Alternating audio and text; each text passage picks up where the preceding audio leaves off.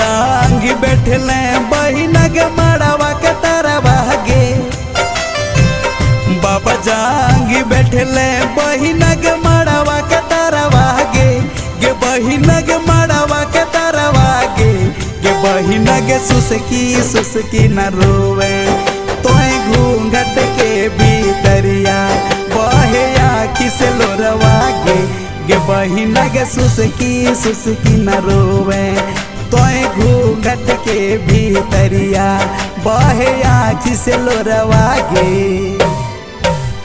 आजू के रतिया भैया होत भिन सरवा हो।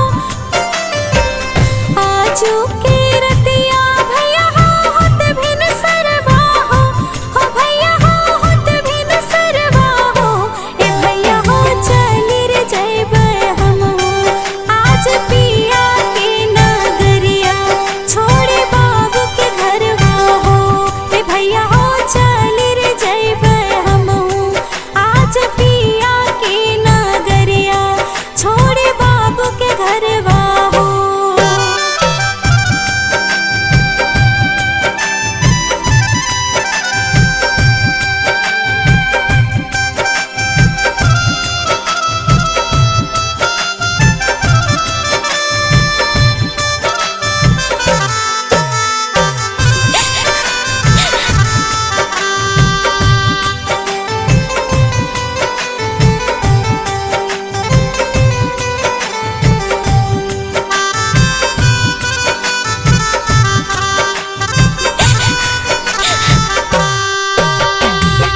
याजू के दिनवा बेटी के मड़वा के तरवा गे। याजू के दिनवा बेटी के मड़वा के तरवा गे। गे बेटी के मड़वा के तरवा गे। गे बेटी के कल पे मोर भीतरिया सुन आँखी के पुतरिया करबे के करा दुलरवा गे।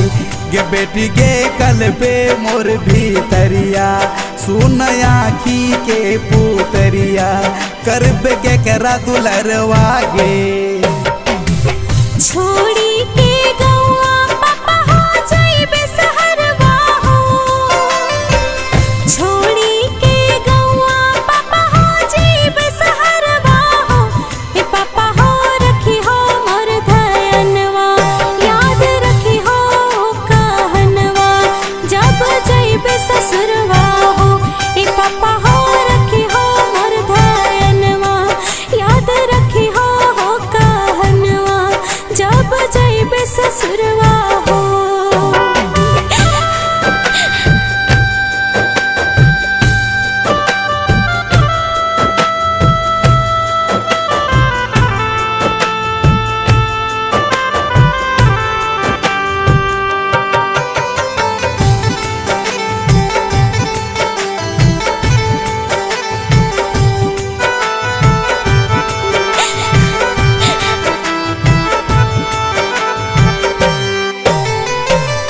आजू के रतिया बेटी के तड़पे है मनवा के।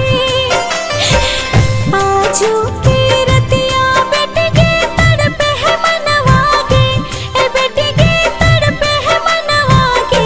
ए बेटी के कैसे रखब धीरजवा मोर भागेला करजवा सुना होते अंगनवा गे।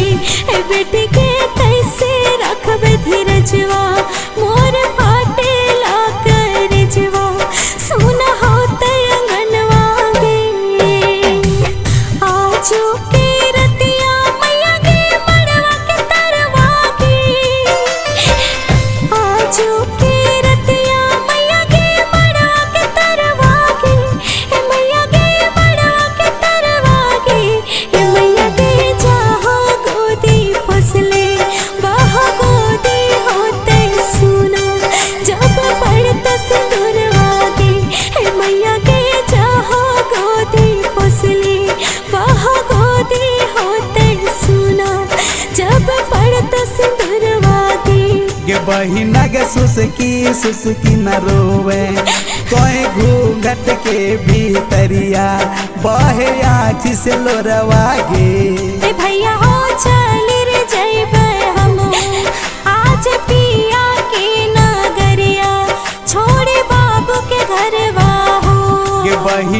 सुसकी सुसकी न रोवे, कोई घूंघट के भीतरिया बहे आँख से लोरवा गे। भैया